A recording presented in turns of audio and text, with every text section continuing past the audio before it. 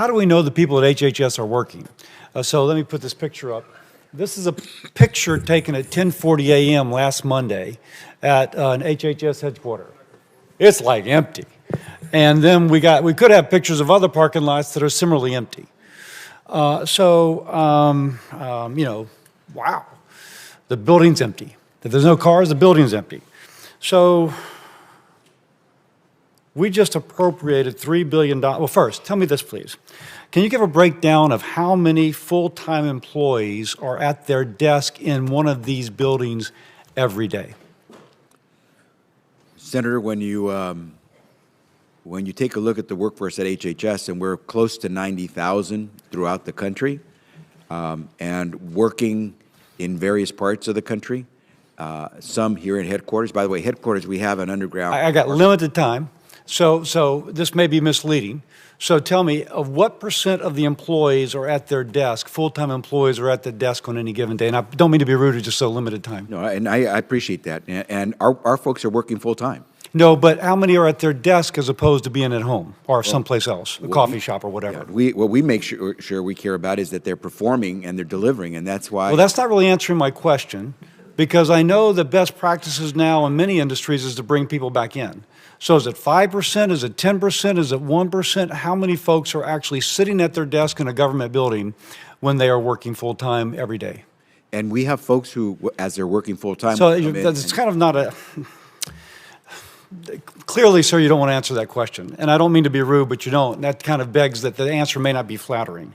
When CMS put out a request for employees as regards to the complex drug negotiations that was in a recent bill, the posting offers generous telework policy. What does generous telework policy mean? If somebody hired into that program, how many days a month would they be expected to actually be in a government building as opposed to wherever they wish to be? And Senator, that would depend on the workers. Some people have never left their job, even during the height of the. I'm not speaking about leaving their job. I'm speaking about being at their desk, and not speaking of some, but of a percent, if I may, because anecdotes are not data. You're limiting the scope of what we do. We have investigators who never sit at desks. Oh, but say, take as somebody who traditionally would have been at their desk before the pandemic, please. And depending on the work that has to be performed, they will be in the office at times. Sometimes they may be in the field. But what's Can I ask just for the record, because obviously it doesn't seem, Mr. Secretary, you're prepared to answer that question. But for the record, can you give us a percent of the actual workers who are full-time, who would be expected to be at their desk, not an inspector in Louisiana, but someone else, if you can give it that for the record? We can follow up, Senator. Can the agency provide us VPN data or some other measure of accountability that shows that the people truly are working from home? We can certainly show you that they're performing. The fact that 700 million shots have gone into the arms of Americans. But do you have that VPN data? Because initially when the pandemic started, we saw VPN data that showed a double-digit number of employees were not turning on their VPN every day. And so it suggested they were not accessing emails, for example. So is that data still being collected? If so, can you share those results? I could try to get back to you on that. Now, if you live in the D.C. area, you get a work differential. So you get a little bit more. Your cost of living is more. So is someone who is in this building with an empty parking lot, is someone in that building not knowing where they are currently working, are they still getting a cost of living adjustment as if they are working in Washington, D.C.? Yeah, first I have to tell you, Senator, that is not the headquarters of the HHS, of the Department of HHS. It is CMS headquarters. Oh, okay. So what we can get back to you on.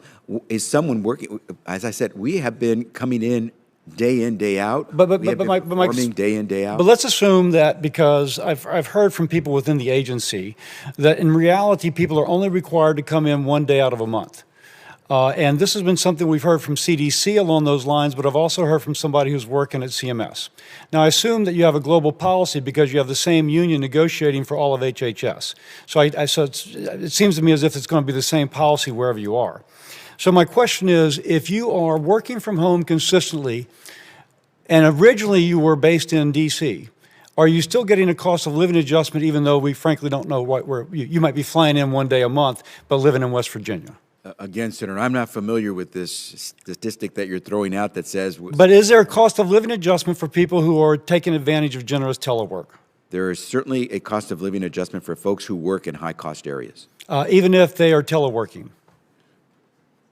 If they are performing their work, they are entitled to receive a cost of living adjustment if they work in a high-cost living area. And when you define work in a high-cost living area, do you mean telework? I mean, they could be in, their VPN could show them in D.C., but they could be in West Virginia. So are they getting paid as if they are living physically and showing up every day and parking in that parking lot every day in the D.C. area? So you would have to take a look at the particular job description to find out what type of work is done and where they are located to be able to make that determination. I yield. They're really showing themselves to do really well. Come on, man.